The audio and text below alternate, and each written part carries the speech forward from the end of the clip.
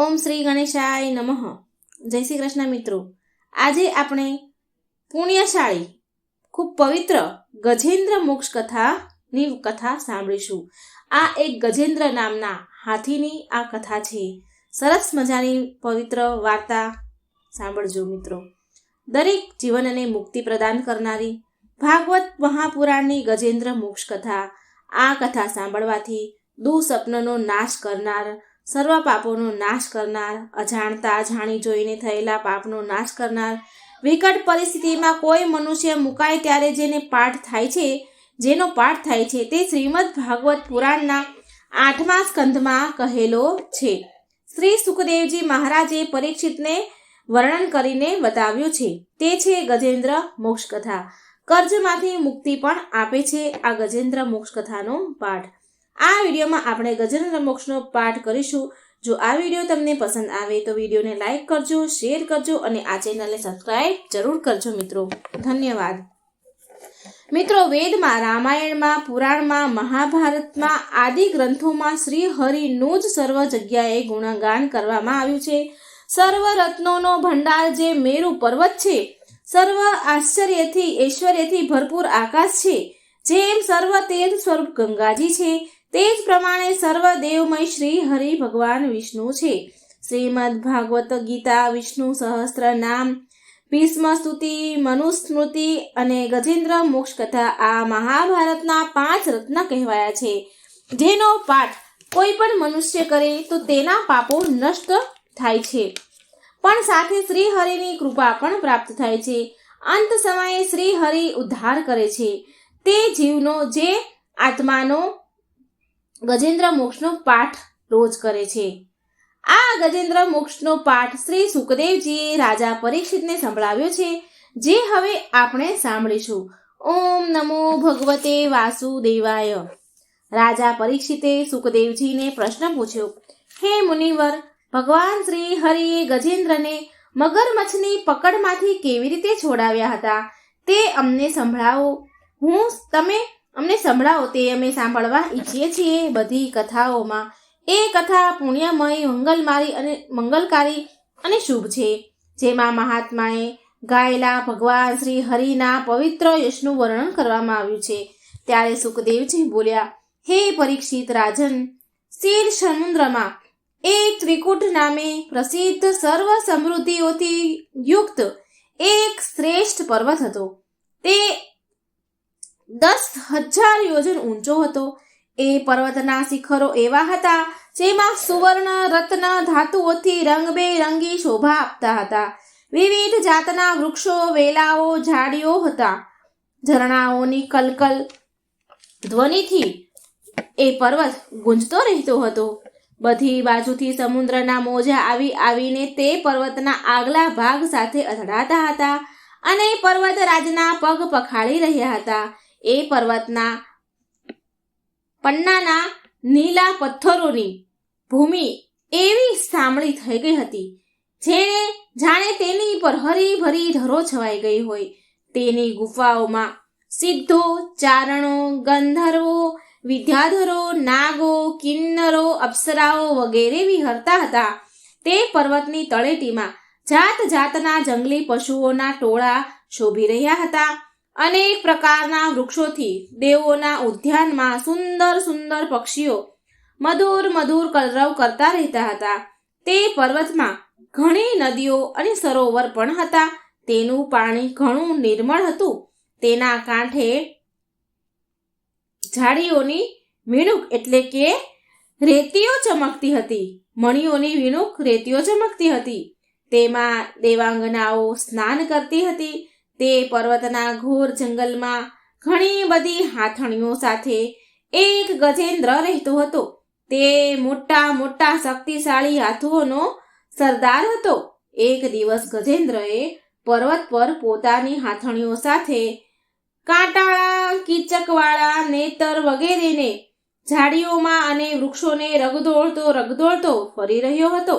તેની ગંધથી સિંહ, હાથી, વાઘ, ગેંડા વગેરે હિંસક પશુઓ, સર્પો, ચિત્તા, ગોરા, કાળા હરણ, ચમરી, ગાય વગેરે ભયભીત થઈને ભાગી જતા હતા અને તેની કૃપાથી વરુ, સુવર, પાડા, રીંછ, સાહુડી, લંગૂર, કૂતરા, વાંદરા, હરણ, સસલા વગેરે પ્રાણીઓ સર્વત્ર નિર્ભય થઈને ફરી રહ્યા હતા. તે ગજેન્દ્રની પાછળ પાછળ હાથણીઓ અને એના નાના નાના બચ્ચા પણ ચાલી રહ્યા હતા. મોટા હાથીઓ અને હાથણીઓ પણ તેને વીંટળાઈને ચાલી રહ્યા હતા. તેની ચાલના થમકારાથી પહાડ એક વાર તો કંપી ઉઠતો હતો. ત્યારે દૂરથી જ કમળની પરાગથી સુવાસિત વાયુની ગંધ સૂંઘીને તે પેલો હાથી સરોવર તરફ જવા લાગ્યો. ગજેન્દ્ર સરોવર તરફ જવા લાગ્યો કે જેથી શીતળતા અને સુગંધ લઈને વાયુ વહી રહ્યો હતો. વેગથી ચાલતો થોડી જ વારમાં ગજેન્દ્ર સરોવરના કિનારે જઈ પહોંચ્યો. તે સરોવરનું પાણી અત્યંત નિર્મળ અને અમૃત જેવું હતું. તે ગજેન્દ્ર રાજે તો તે પહેલા પાણીમાં પ્રવેશ કર્યો અને તેની સૂંઢથી ઉછાળીને મન ભરીને પાણી પીધું અને પછી તેમાં સ્નાન કરી પોતાનો થાક ઉતાર્યો. ગૃહસ્થ પુરુષની જેમ તે ગજેન્દ્ર મોહગ્રસ્ત થઈને પોતાની સૂંઢથી પાણીના ફુવારા ઉડાડીને પોતાની હાથણીઓ અને બચ્ચાઓને નવડાવવા લાગ્યો અને તેમના મોઢામાં સૂંઢ નાખીને પાણી પીવડાવવા લાગ્યો.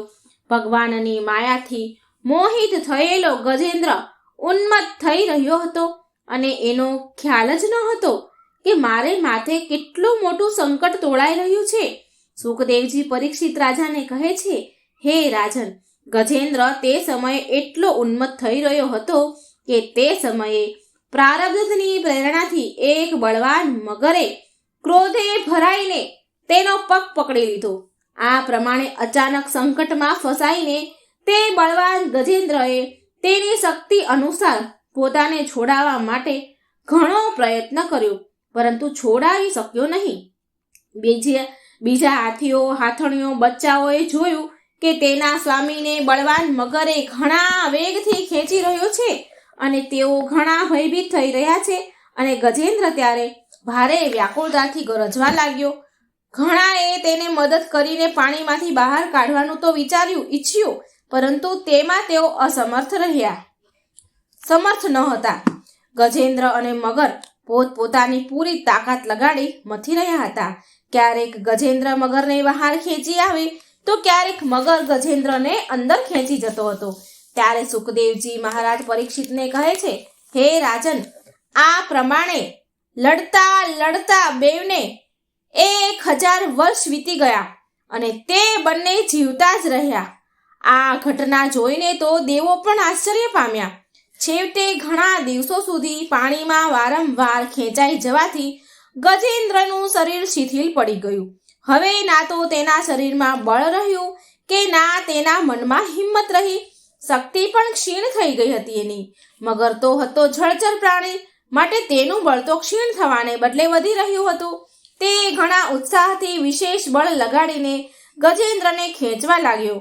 દેહાભિમાની ગજેન્દ્ર આ પ્રમાણે પ્રાણોના સંકટમાં આવી પડ્યો અને પોતાને છોડાવવા માટે સર્વ રીતે અસમર્થ બની ગયો.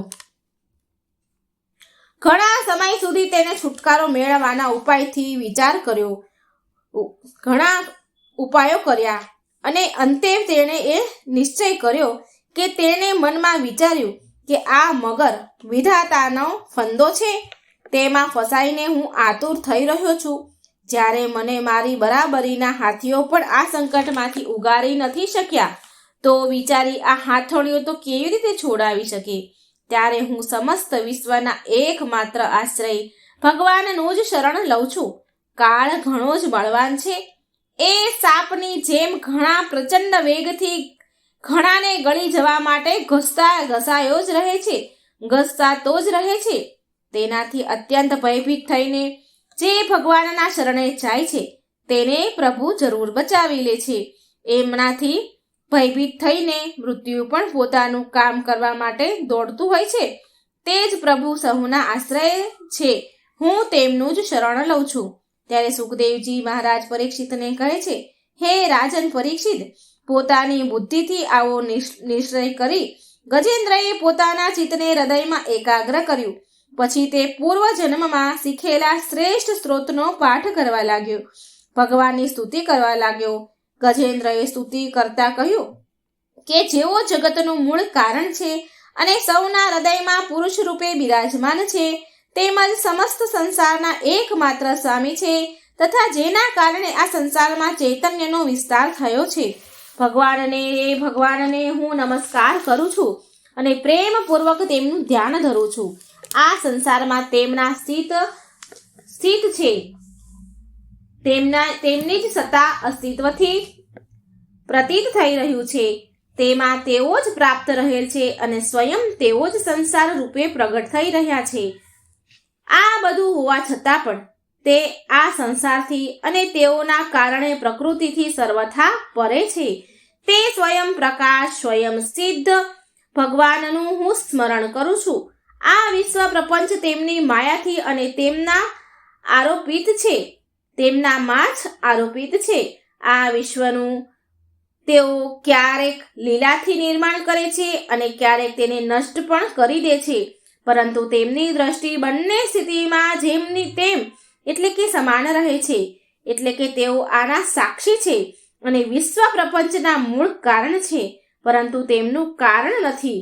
તે પરમાત્મા પ્રભુ મારું રક્ષણ કરે. પ્રલયના સમયે સમસ્ત લોકપાલ અને તે બધાના કારણો સંપૂર્ણપણે નષ્ટ થઈ જાય છે અને તે માત્ર ગાઢ અને ઘેરો અંધકાર રહેવા પામે છે, પરંતુ અનંત પરમાત્મા તેનાથી સર્વથા પર બિરાજમાન છે.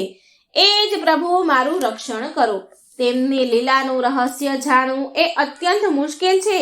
તેઓ નટ એટલે કે નાટકના અભિનેતાની જેમ અનેક વેશ ધારણ કરીને તેના વાસ્તવિક સ્વરૂપને ના તો ઋષિઓ જાણે છે કે નથી દેવતાઓ જાણતા, કે તો પછી અન્ય એવું કોઈ પણ હોઈ શકે કે તેને સુધી પહોંચી શકે, તેનું વર્ણન કરી શકે?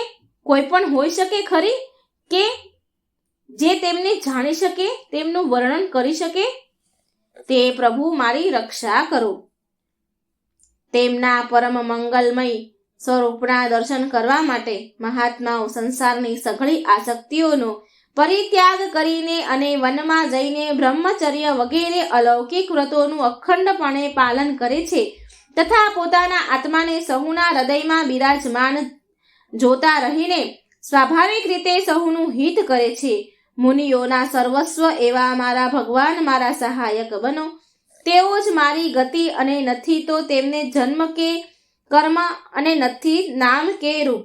તો પછી તેના ગુણ અને દોષ વિશેની તો વાતની કલ્પના પણ કેવી રીતે કરી શકાય? આમ છતાં પણ વિશ્વનું સર્જન, સ્થિતિ અને સંહાર કરવા માટે તેઓ પોતાની માયાથી બ્રહ્મા, વિષ્ણુ અને રુદ્ર રૂપ એટલે કે જન્મ, કર્મ, નામ, રૂપ, ગુણ, દોષ વગેરેને અપનાવે છે. તે જ અનંત શક્તિમાન સર્વ ઐશ્વર્યમય પરમ બ્રહ્મ પરમાત્માને હું નમસ્કાર કરું છું. તેઓ અરૂપ હોવા છતાં બહુરૂપ છે. તેમના કર્મ અત્યંત આશ્ચર્યપૂર્ણ છે. હું તેમના ચરણોમાં નમસ્કાર કરું છું. સ્વયં પ્રકાશ સૌના સાક્ષી પરમાત્માને હું નમસ્કાર કરું છું. તેઓ મન, વાણી અને ચિત્તથી અત્યંત દૂર છે. તે પરમાત્માને હું નમસ્કાર કરું છું. વિવેકી મનુષ્ય કર્મ સંન્યાસ કરવા, કર્મ સમર્પણ પોતાના અંતકરણને શુદ્ધ કરીને જેમને પ્રાપ્ત કરે છે તથા પોતે તે જેઓ નિત્ય મુક્ત પરમાનંદ સ્વરૂપ છે, જ્ઞાન સ્વરૂપ છે, સાથે જ બીજાને કેવલ મુક્તિ આપવાનું સામર્થ્ય માત્ર એમનામાં જ છે. તે પ્રભુને હું નમસ્કાર કરું છું. જેઓ સત્વ, રજ, તમ આ ત્રણેય ગુણોના ધર્મ અપનાવીને ક્રમશ શાંત, ઘોર અને મૂઢ અવસ્થા પણ ધારણ કરે છે. ભેદ રહિત સંભાવ પૂર્વક રહેલા અને જ્ઞાન ધન પ્રભુને હું વારંવાર નમન કરું છું. હે પ્રભુ, આપ સૌના સ્વામી છો, બધા ક્ષેત્રોમાં એકમાત્ર જાણનાર અને સહુના સાક્ષી છો. હું આપને નમસ્કાર કરું છું. આપ પોતે પોતાનું કારણ છો. પુરુષ અને મૂળ પ્રકૃતિ રૂપ પણ આપ જ છો. આપને વારંવાર નમસ્કાર છે. સગળી વસ્તુઓના અસ્તિત્વ રૂપે કેવળ પણ આપ જ છો. હું આપને નમસ્કાર કરું છું. આપ સહુનું મૂળ કારણ છો. આપનું કારણ કોઈ જ નથી તથા આપનામાં વિકાર કે પરિણામ આવતા નથી. તેથી આપ જ કારણ છો. આપને મારા વારંવાર નમસ્કાર છે. જેમ બધા નદી ઝરણા વગેરેનો પરમ આશ્રય સમુદ્ર છે, તેવી જ રીતે આપ સમસ્ત વેદો શાસ્ત્રોનું પરમ તાત્પર્ય છો. આપ મોક્ષ સ્વરૂપ છો અને સઘળા સંતો તમારું શરણ લે છે. તેથી હું તમને નમસ્કાર કરું છું. જેમ યજ્ઞમાં અરણી કાષ્ઠ ગુપ્ત રહે છે, તેવી જ રીતે આપે પોતાનું જ્ઞાન ગુણોથી માયાથી ગોપનીય રાખ્યું છે. ગુણોમાં ક્ષોભ થવાથી તેમના વિવિધ પ્રકારના સૃષ્ટિ રચનાનો આપ સંકલ્પ કરો છો.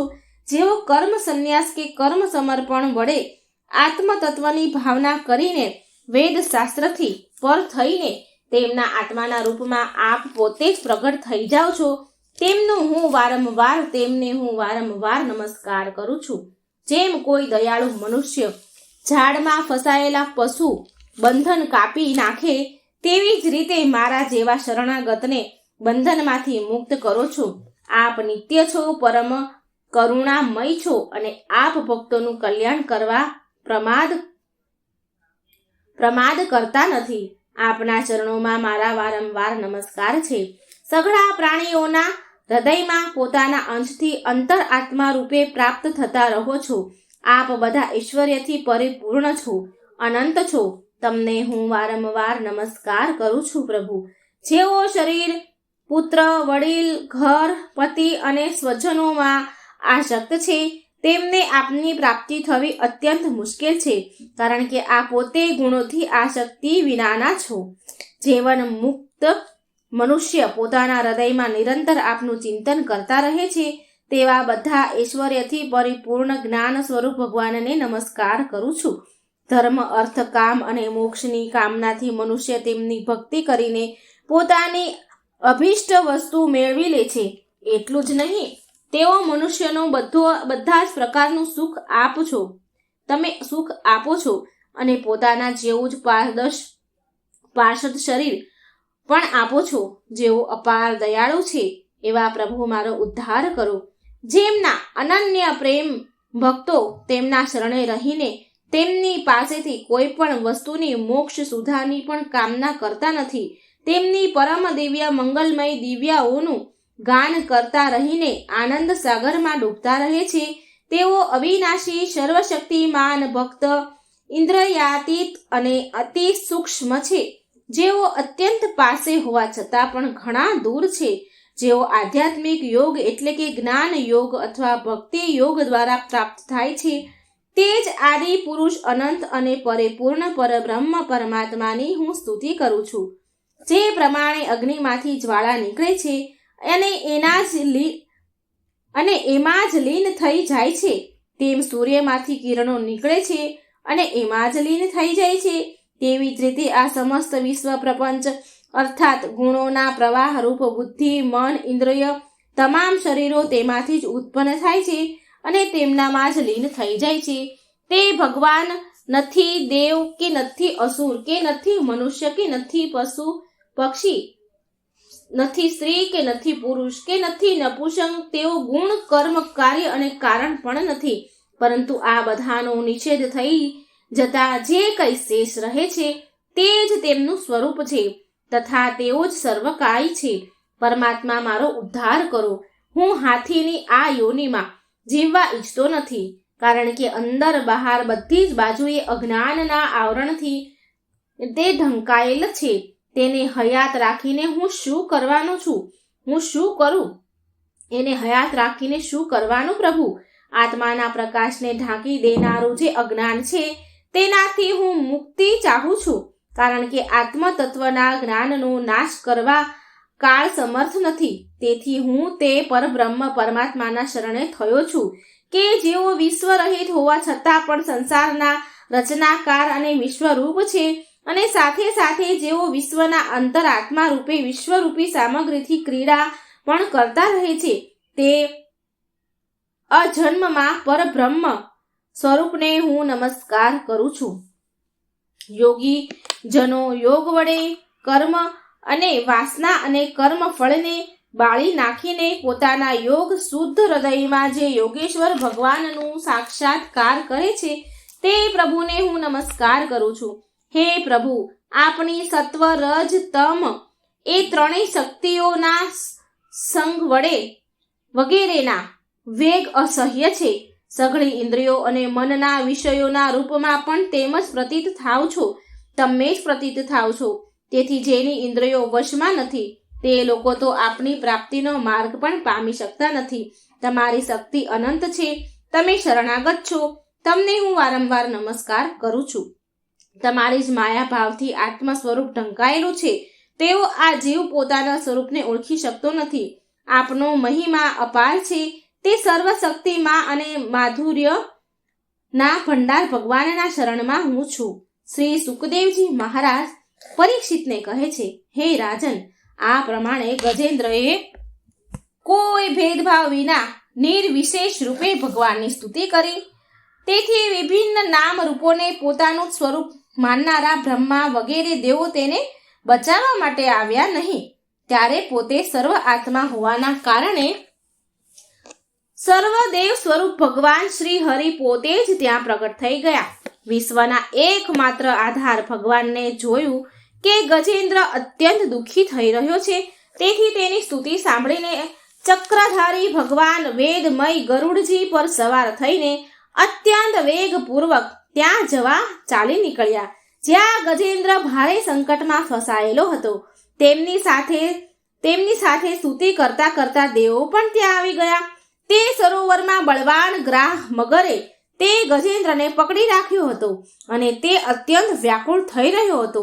જ્યારે તે તો ગરુડજી પર સવાર થઈને ભગવાન હાથમાં ચક્ર ધારણ કરેલા ભગવાન શ્રી હરિને આકાશમાં જોયા ત્યારે તેણે પોતાની સૂંઢમાં કમળનું એક સુંદર પુષ્પ લઈને ગજેન્દ્રએ ઊંચું કર્યું અને તે ઘણા દુઃખ સાથે બોલ્યો.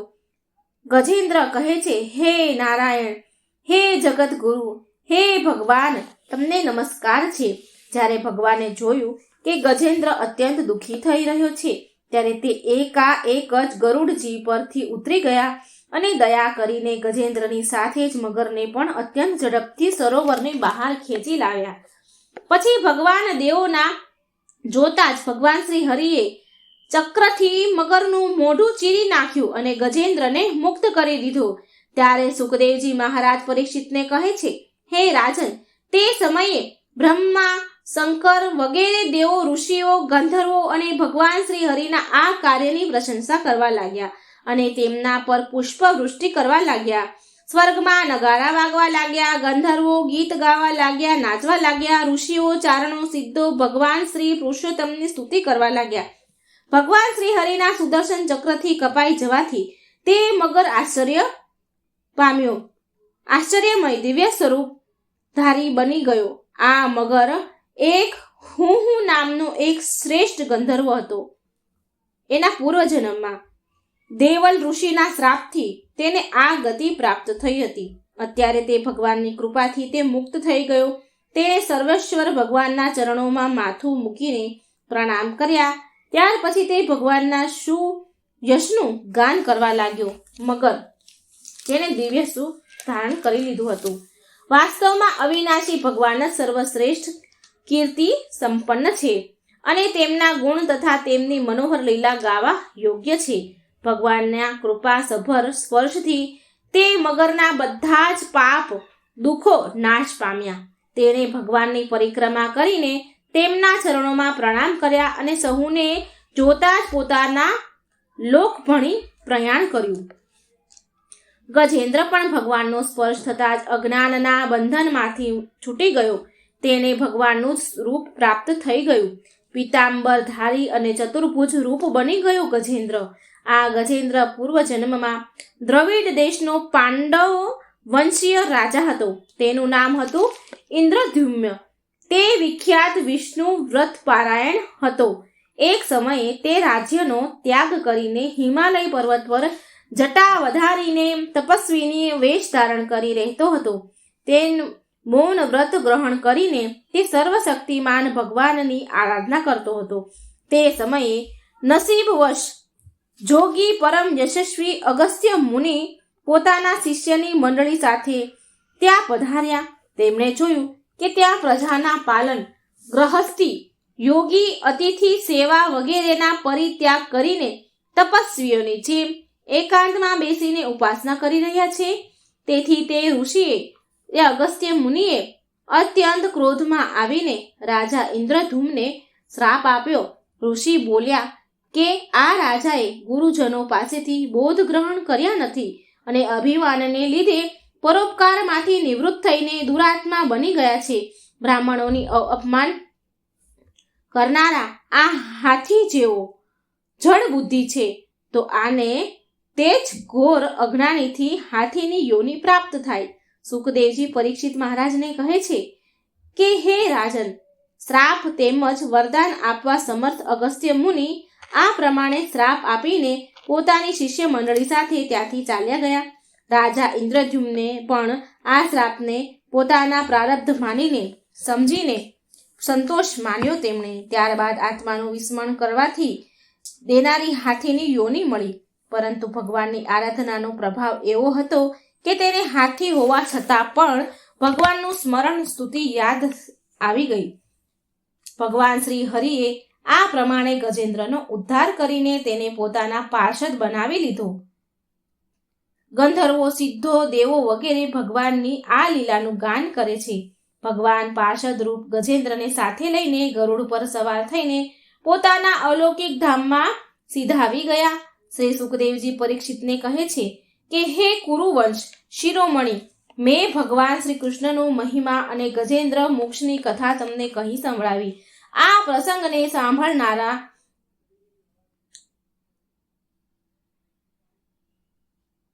કડી સહજ મળને તથા દુઃસ્વપ્નને દૂર કરનારો તેમજ યશ, ઉન્નતિ, સ્વર્ગ આપનારો છે.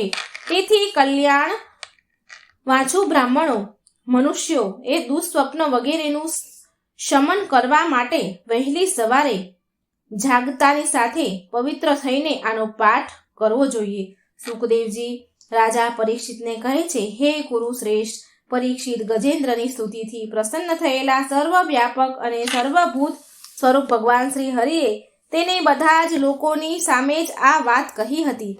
ભગવાન શ્રી હરિએ કહ્યું હતું કે જે લોકો રાત્રિના પાછલા પહોરમાં ઉઠીને ઇન્દ્રિય નિગ્રહપૂર્વક એકાગ્રચિતે મારું, તારું તથા આ સરોવર તથા પર્વત, ગુફા, વન, નેતર, કિચ્ચક અને વાંસની ઝાડીઓના વૃક્ષો તથા પર્વત શિખરો, મારું, બ્રહ્માજીનું, શિવજીનું, ત્રણેય નિવાસ સ્થાનોનું, મારા પ્રિય ધામ ક્ષીરસાગરનું, શ્રી વત્સ ગોસુખમણી વનમાળા, મારી કોમગદી ગદા, સુદર્શન ચક્ર, 5 જન્ય શંખ, પક્ષીરાજ, ગરુડ, મારી સૂક્ષ્મ કલા સ્વરૂપ રહેતા શેષનાગ સૈયા, મારા આશ્રયે રહેતા લક્ષ્મી દેવી, બ્રહ્માજી, દેવર્ષિ નારદ, ભગવાન શંકર તથા ભક્તરાજ પ્રહલાદ, મત્સ્ય, કશ્યપ, વરાહ વગેરે અવતારોમાં કરેલા મારા અનંત પુણ્યમય ચરિત્ર, સૂર્ય, ચંદ્ર, અગ્નિ, ઓમકાર, સત્ય, મૂળ, પ્રકૃતિ,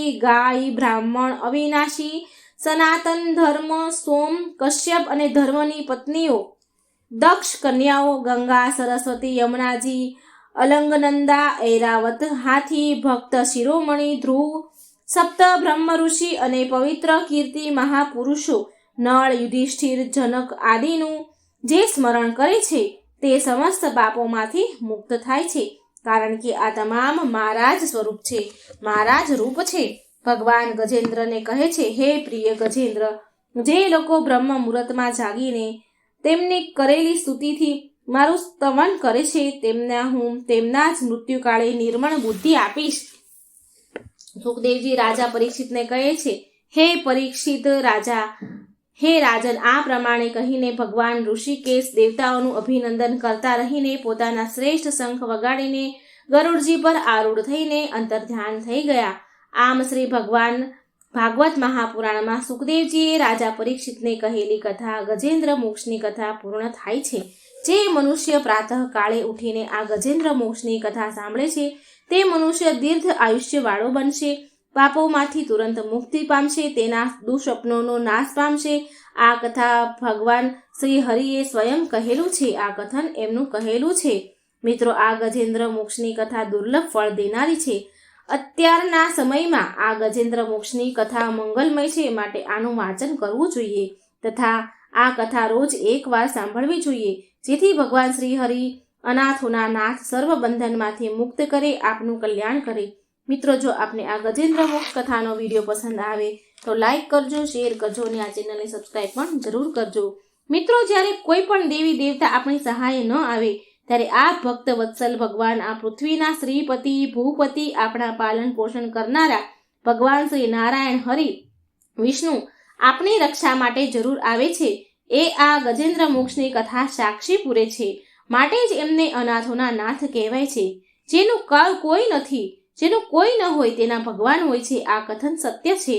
શ્રી હરિનું શરણ એવું છે જે આપને સર્વ પાપોમાંથી મુક્ત કરે છે, મુક્તિ પ્રદાન કરે છે. જે કોઈ ગજેન્દ્ર મોક્ષની આ કથા સાંભળશે, વાંચશે, સ્તુતિ કરશે, તેને મૃત્યુ વખતે ભગવાન શ્રી હરિ મુક્તિ પ્રદાન કરે છે. એ આ ગૂઢ રહસ્ય છે. ભગવાન શ્રી હરિના દર્શન વડે આપણને સર્વ પાપ બંધનમાંથી મુક્ત કરશે.